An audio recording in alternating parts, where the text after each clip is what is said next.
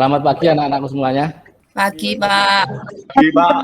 Sebelum kita mulai untuk pembelajaran pada pagi hari ini, silakan salah satu bisa untuk pimpin doa. Doa mulai, berdoa selesai. Ya, terima kasih.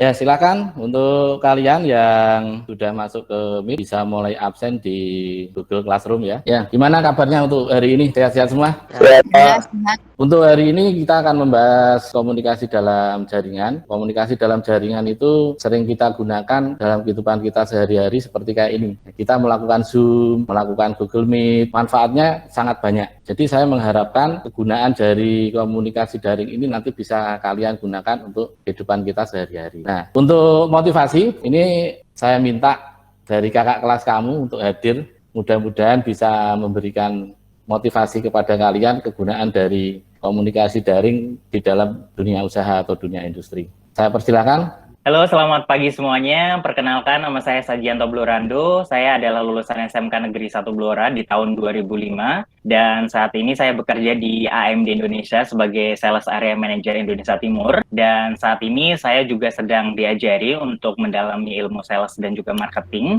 khususnya di dunia digital, karena kita semua tahu bahwa dunia lebih cepat masuk ke revolusi industri 4.0. Jadi tugasnya itu adalah mengkomunikasikan produk AMD dengan calon pembeli melalui media digital. Dan menurut saya kalau yang biasanya kita membuat event off air menjadikan beralih ke online. Dan dunia sedang berubah, jadi kita tidak bisa mengelaknya. Kalau kita tidak ikut berubah, maka kita akan terus-terusan tertinggal. Jadilah kalian seperti yang kalian impikan, masa depan kalian adalah tanggung jawab kalian sendiri. Terima kasih. Oke, terima kasih untuk Mas Haji. Ya, itu tadi sedikit motivasi dari kakak kelas kamu, mudah-mudahan bisa bermanfaat untuk kalian.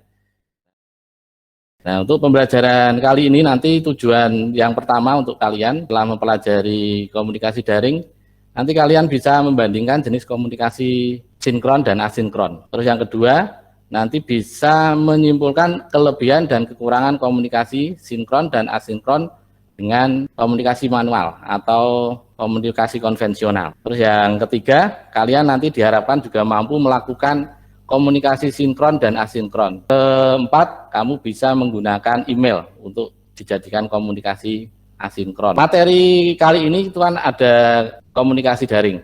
Sebelum komunikasi daring kemarin kamu sudah melakukan KD sebelumnya yaitu pencarian. Kalian kemarin sudah saya kasih file pembelajaran pagi hari ini. Saya mau coba apakah kalian sudah membaca materi tersebut. Komunikasi daring itu apa? Alex bisa jawab? Komunikasi dalam jaringan adalah komunikasi yang cara penyampaian dan penerimaan pesan dilakukan dengan jaringan internet. Oke. Untuk pertanyaan yang kedua, komunikasi daring itu dibagi menjadi berapa? Gilang. Pertama, komunikasi daring sinkron atau serempak, dan yang kedua komunikasi daring asinkron atau tak serempak. Oh ya, oke. Kali ini akan saya sedikit jelaskan. Ya, di sini nanti kita pelajari adalah komunikasi daring. Yang pertama itu komunikasi adalah proses pemindahan dalam bentuk gagasan, informasi dari seorang ke orang lain yang dikemukakan oleh Handoko. Terus yang kedua, komunikasi adalah proses penyampaian pikiran atau perasaan seseorang kepada orang lain menggunakan lambang yang bermakna untuk kedua pihak. Terus yang ketiga, di situ ada komunikasi adalah pentafsiran makna di antara anggota kelompok. Lewat pentransferan makna, informasi dan gagasan dapat dihantarkan, tetapi komunikasi bukan hanya sekedar menampakkan makna, tetapi juga harus dapat dipahami. Nah, untuk komunikasi daring, cara berkomunikasi di mana penyampaian dan penerimaan pesan dilakukan dengan atau melalui internet. Kalau kita melakukan komunikasi daring seperti sekarang ini, kita membutuhkan jaringan internet. Untuk komunikasi daring yang seperti saya katakan tadi dibagi menjadi dua. Yang pertama sinkron. Maksudnya apa? Bisa jawab enggak? Alek? Belum baca, Pak. Oh, belum baca. Komunikasi sinkron atau serempak itu dilakukan dengan cara serempak. Saat itu juga real time. Nah, di sini Juga bisa kalian lihat jenis aplikasi yang biasanya sering digunakan. Ini ada Instagram, ada WeChat, ada WhatsApp, ya, ada BB, ada Messenger. Jadi silahkan nanti kalian juga bisa menggunakan aplikasi-aplikasi seperti ini, kamu gunakan untuk komunikasi. Bentuk komunikasi yang sinkron itu nanti dibedakan menjadi dua lagi. Yang pertama, tag chat. Apa itu tag chat? Halo, lah kok pada diem semua ini gimana? Izin menjawab, Pak. Oke, siap. Anissa, ini. Text chat adalah sebuah fitur aplikasi atau program dalam jaringan internet untuk berkomunikasi dan bersosialisasi langsung sesama pemakai internet yang sedang daring atau yang sama-sama sedang menggunakan internet. Untuk yang bentuk yang kedua, untuk komunikasi daring sinkron, ini adalah video chat. Seperti sekarang ini kita melakukan komunikasi sinkron video chat. Kita bisa melihat, kamu bisa melihat saya bisa melihat kalian. Selanjutnya, ini ada yang namanya komunikasi daring asinkron. Siapa yang bisa jawab? Saya, Pak. Oke, silakan. Komunikasi asinkron adalah komunikasi menggunakan perangkat komputer dan dilakukan secara tunda. Iya, di situ contohnya ada yang menggunakan email, kamu menggunakan SMS, satunya lagi di sini menggunakan YouTube ya bisa, kamu menggunakan aplikasi blogger juga bisa. Sampai di sini mungkin ada yang ditanyakan? Tidak. Oke, kalau tidak, tujuan komunikasi daring. Berbagi sumber data melalui komunikasi dalam jaringan, kita dapat berbagi sumber-sumber data yang ada dalam jaringan. Jadi saya bisa berbagi data. Saya ngajar kayak gini. Sebelum saya suruh pembelajaran kayak gini, filenya saya kirimkan ke kalian. Terus yang kedua, melalui komunikasi. Jadi ini bisa digunakan untuk melakukan komunikasi.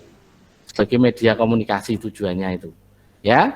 Terus fungsi yang ketiga, integrasi data, ya. Jadi kalau data kamu simpan dalam satu perangkat ya repot, ngerti-ngerti laptopmu mati, nah kamu tidak bisa. Terus tahu-tahu nanti kamu membutuhkan data di tempat lain, padahal kamu lupa membawa laptop ataupun flash disk. Nah, jadi nanti kamu bisa menggunakan Google Drive. Keamanan data. Meskipun data didistribusikan pada perangkat lain yang terhubung dengan jaringan, namun keamanan data tetap terjamin. Yang kelima, fungsinya. Kenapa kita bisa efisiensi tenaga? Ya Pak, karena tidak perlu melakukan mobilitas fisik. Oh, betul. Fungsi yang keenam, efisiensi waktu.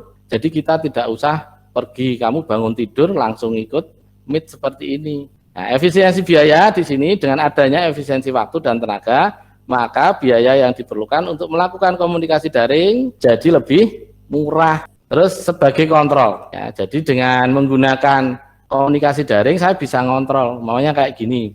Tadi ada yang menyalakan mikrofon, Andri saya bisa ngontrol, Andri. Terus yang ke-9 di sini memudahkan pengelolaan. Ya, jadi bisa memudahkan saya bisa lihat, oh ini umpamanya Alex ngobrol sendiri. Selanjutnya kita akan mempelajari tentang fungsi dari komunikasi daring. Yang pertama fungsinya sebagai media informasi atau penyampai pesan dan informasi kepada komunikan. Dua, nanti juga bisa digunakan untuk sebagai motivasi. Komunikasi daring sebagai bentuk proses komunikasi yang mengalami perkembangan dan akan terus berkembang. 3, pengekspresi emosional. WA kadangkala kamu membuat emotion, ya, ada yang tepuk tangan, ada yang sesenyum, ada yang nangis. Nah, itu juga bisa digunakan di komunikasi daring. Terus yang keempat, komunikasi daring atau komunikasi dalam jaringan dapat bertindak untuk mengendalikan yang mana sebagai kewenangan individu atau kelompok dalam mengatur dan mengendalikan suatu. Sampai di sini, mungkin ada yang ditanyakan. Jelas? Oke, kalau jelas saya lanjutkan. Komponen dalam komunikasi daring. Yang pertama, komponen perangkat keras. Ada yang tahu? Komputer, Oh, komputer. handset, Komponen yang kedua, komponen perangkat lunak. Contohnya apa? Saya Pak, Keep, Google. Ya, oke, betul Mas. Selanjutnya komponen yang ketiga atau komponen perangkat nalar. Sampai di sini ada yang ditanyakan? Tidak, Pak. Di situ ada 3 soal. Jadi saya kasih waktu 15 menit. Nanti kamu presentasikan. Oke, semuanya sudah selesai? Halo? Sudah. Ya, Luhur bisa mempresentasikan. Kelebihan dan kekurangan komunikasi daring dibandingkan dengan komunikasi konvensional. Kelebihan 1, dapat dilakukan kapan saja, di mana saja. 2, efisiensi biaya. Berbeda dengan komunikasi konvensional, komunikasi daring tidak memerlukan pihak yang berkomunikasi untuk bertatap muka. 3. Efisiensi waktu. Komunikasi dapat dilakukan dengan cepat tanpa harus membuang waktu dengan melakukan perjalanan. Kekurangan: 1. Tidak mewakili emosi pengguna. 2. Memerlukan perangkat khusus. 3. Terlalu banyak informasi yang tidak penting. Mungkin ada pertanyaan? Oke, kalau tidak ada, selanjutnya soal yang kedua untuk Fitri ya. Silakan. Kekurangan WhatsApp, resiko perentasan akun. 2. Penggunaan data yang besar. 3. WhatsApp web yang merepotkan. Dan WhatsApp. 1. Mudah digunakan. 2. Aplikasi WhatsApp akan otomatis melakukan sinkronasi pada kontak yang Anda miliki. 3. Dapat menghubungi orang di seluruh dunia. Untuk soal yang ketiga. Oke, silakan Mas Heri. Kekurangan dan kelebihan Telegram. Kekurangan Telegram sendiri diantaranya: 1. Fitur video call yang hanya bisa digunakan 2 orang. Oke. 2. Tidak adanya fitur story layaknya WhatsApp. Hal ini membuat Telegram kurang menarik digunakan. Ya. Yang ketiga, notifikasi penggunaan baru. Telegram akan memberitahu saat kontak yang ada di smartphone Anda menjadi pengguna baru, dan ini cukup membuat kita terganggu. Oke. Kemudian kelebihan Telegram sendiri diantaranya: yang pertama, Telegram lebih ringan dijalankan karena ukuran aplikasi yang lebih kecil sehingga membuat lebih ringan dijalankan. Yang kedua, bisa diakses pada berbagai perangkat secara bersamaan.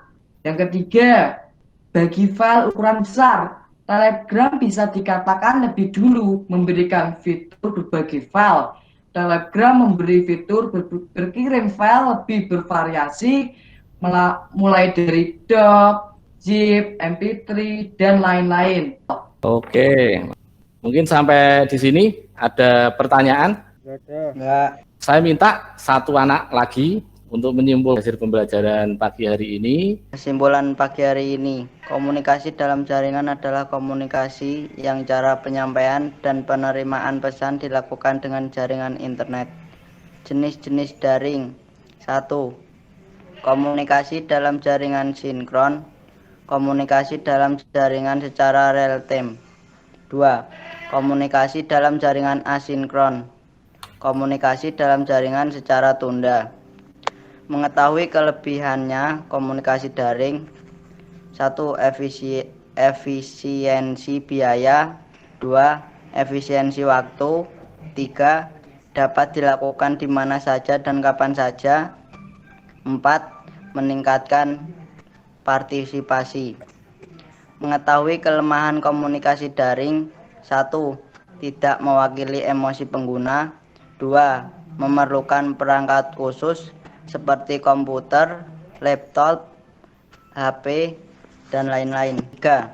Terlalu banyak informasi tidak penting. Dan 4. Menyita konsentrasi. Sudah, Pak. Oh ya, terima kasih untuk Mas Alek yang sudah memberi kesimpulan pada pagi hari ini.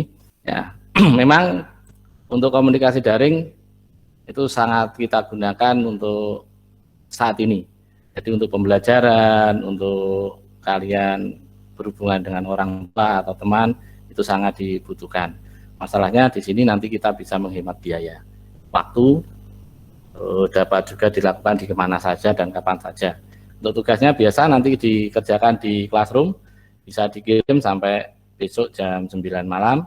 Nah, terus untuk pertemuan berikutnya nanti kita akan mempelajari tentang kelas maya. Ya, kelas maya itu apa? Kelas maya itu pembelajaran yang dilakukan dengan jarak jauh. Silakan, saya minta salah satu dari kalian untuk menutup pembelajaran pada pagi hari ini. Sebelum menutup pelajaran pada pagi hari ini, alangkah baiknya kita berdoa menurut kepercayaan dan agama masing-masing. Berdoa mulai, berdoa selesai. Ya, terima kasih untuk hari ini kalian sudah mengikuti pelajaran komunikasi daring dengan baik. Semoga pembelajaran hari ini bisa bermanfaat untuk hari ini dan masa yang akan datang. Terima kasih, saya akhiri. Selamat pagi. Pagi, Pak. Pagi, Pak.